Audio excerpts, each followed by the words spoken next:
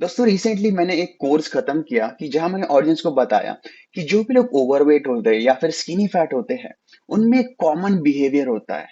And possibility ये है कि अगर आप में भी वो बिहेवियर है, तो आपका भी वेट बढ़ा होगा या आप भी ओबीस होगे। एंड स्पॉइलर अलर्ट कि इस ट्रेट का डाइट या एक्सरसाइज से कोई लेना देना नहीं है।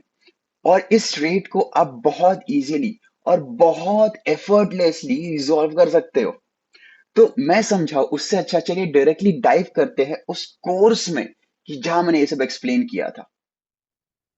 सो प्रॉब्लम कहाँ आता है? प्रॉब्लम आता है कि जब हम सोचते हैं कि हमें पेट कम करने के लिए एक्सरसाइज करने की जरूरत है। अब अब मैं जो बताने वाला हूँ उसे ध्यान से सुनो, बिकॉज आपके दिमाग के ढक्कन खुलने वाले हैं।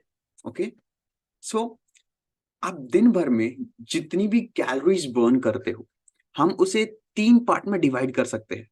लेट्स से अगर आप 100% कैलोरीज बर्न कर रहे हो तो हम उसे 3 पार्ट में डिवाइड कर सकते हैं। First one is called movement. Movement का मतलब आप जितनी भी चीज मूव कर, जितनी भी लाइक मूवमेंट करते हो अपने बॉडी का, इट का लाइक एक्सरसाइज या एक्टिविटी, वॉकिंग, योगा वगैरह वगैरह। सेकेंड आता है बीएमआर। बीएमआर का मतलब बेसल मेटाबॉलिक रेट। इसका मतलब ये होता है कि आपने सुना होगा ना कि कुछ लोग बोलते हैं कि यार मेरा मेटाबॉलिज्म स्लो है वगैरह वगैरह वगैरह, right? It's same thing, right? But अगर मैं एक्सप्लेन करूँ होता क्या है, मतलब कि मिनिमम कैलोरीज आपकी बॉडी को जिंदा रहने के लिए रिक्वायर्ड है। मिनिमम कैलोरीज आपकी बॉडी को, आपके हार्ट को चलाने के लिए, आपके दिमाग को चलाने के लिए, आपके किडनी के फंक्शन के लिए, ब्रीदिंग के लिए रिक्वायर्ड है। इवन जो स्लीप में कैलोरीज लगती है या आप सोते हो तब भी आपको कैलोरीज की जरूरत होती है, तो उसे कहा जाता है बीएमआर। उसके बाद आता है टेफ, यानी कि थर्मल इफेक्ट ऑफ फूड। इसका मतलब कि जो भी आप खाना खाते हो उसे पचाने में, उसे डाइजेस्ट करने में आपको कैलोरीज खर्च करने की जरूरत होती है।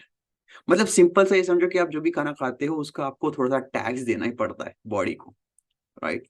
सो क्या लगता है, अगर 100% कैलोरीज आप बर्न कर रहे हो तो बीएमआर का कितना होगा, टेफ का कितना होगा और मूवमेंट का कितना होगा? तैयार हो जाओ शॉक होने के लिए।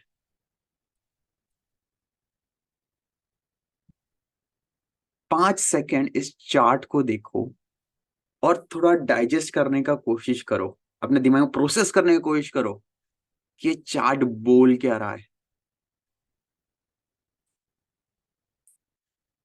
और जिन्हें अब तक डाइजेस्ट नहीं हुआ, प्रोसेस नहीं हुआ ये इंफॉर्मेशन, लेट मी एक्सप्लेन।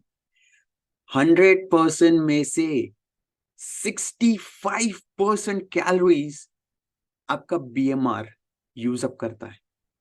मतलब जिंदा रहने के लिए आप जितनी कैलोरीज बर्न कर रहे हो दिन भर में, उसका 65% आपको जिंदा रहने के लिए चाहिए। And after that more 10 to 15 calories आपकी टेफ में जाती है। मतलब जो आप खाना खा रहे हो, 10 से 15% कैलोरीज वो लेके जा रहा है। एंड फिर बचा आखिरी का 20-25%, वो आपका मूवमेंट से बर्न होता है।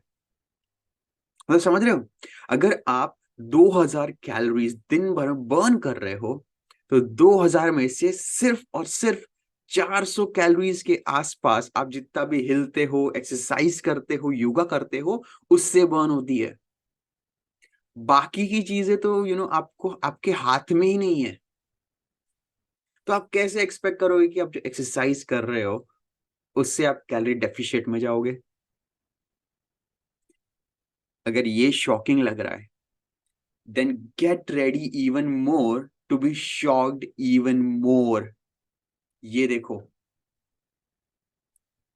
नाउ, जो मूवमेंट का 20% था ना, उसको मैंने दो हिस्सों में डिवाइड किया है, नीट और ईट। ईट का मतलब एक्सरसाइज एक्टिविटी थर्मोजेनेसिस। इसका मतलब ये होता है कि वो कैलोरी जो आप बर्न करते हो एक्सरसाइज करते समय। अब एक्सरसाइज का मतलब एक ऐसी कैलोरी जिसमें ऐसी फॉर्म ऑफ मूवमेंट जिसमें आप अपने लिमिट्स को पुश करते हो, लाइक रनिंग या फिर जॉगिंग या फिर कोई कार्डियो या फिर वेट लिफ्टिंग, स्विमिंग, या फिर स्पोर्ट्स वगैरह वगैरह वगैरह। Then there is NEAT, non exercise activity thermogenesis. इसका मतलब ये होता है वो मूवमेंट जो आप दिन भर में कर रहे हो एक्टिविटी को छोड़कर। इसमें आता है वॉकिंग, इसमें आता है लेट्स से साइकिलिंग, इसमें आता है बोलना, इसमें आता है सांस लेना। इवन जब आप सोते हो ना, वो भी कभी कभार नीट के अंदर आता है। मतलब जो भी मूवमेंट आप कर रहे हो दिन भर में, अगर मैं हाथ भी हिला रहा हूं तो कुछ तो मूव हो रहा है, मतलब मेरी कुछ कैलोरीज बर्न हो रही है नीट में। अब देखो, वो 20 में से 15% कैलोरीज नीड बर्न कर क्या है, और 5% ईट बर्न कर रहा है। और हम लगे हुए रहते हो ईट को बढ़ाने में, कैसे तो भी हमारा ईट बढ़ जाए, कैसे तो भी हम कैलोरीज बर्न करें। हम लाइक 40, आधा घंटा, 1.5 घंटा, 2 घंटा ट्रेडमिल भागते रहते हैं कि ईट ईट बढ़ाओ, ईट बढ़ाओ। मेरे भाई, ईट सिर्फ 5% है, नीट 10% है। तो आपका फोकस काय में होना चाहिए? आपका फोकस नीट में होना चाहिए। और अगर आपको प्रूफ करने के लिए, मैं आपको नंबर से प्रूफ करके बताता हूँ कि नीट कितना पावरफुल है, right? So well, let's skip this कि हम जब भी एक्सरसाइज करते हैं तो हम बहुत पसीना बहाते हैं, लेकिन जब हम एक्सरसाइज के बाहर हम कुछ ऐसे दिखते हैं, लाइक मेजरली हम लैपटॉप पे काम करते हैं या टीवी देखते रहते हैं या फिर मोबाइल पे कुछ देखते रहते हैं, right?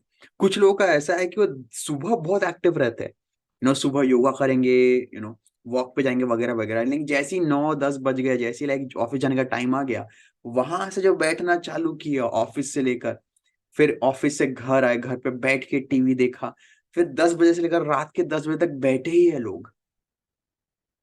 Let me give you one tip, हमारा बॉडी 3 से 4 घंटे ही बैठने के लिए बना है। एंड अगर आपको देखना है कि नीट कितना पावरफुल है, तो सी दिस, ये एक चार्ट है, राइट? अगर आपका वेट 100 पाउंड है, अगर पाउंड अगर किलो में करना है तो 0.6 से मल्टीप्लाई कर दो, राइट? लेट्स से अगर मैं अपना वेट लेता हूँ अराउंड 75, लेट्स से 160 पाउंड लेता हूँ, उतना तो नहीं है बट 160 पाउंड लेता हूँ, राइट?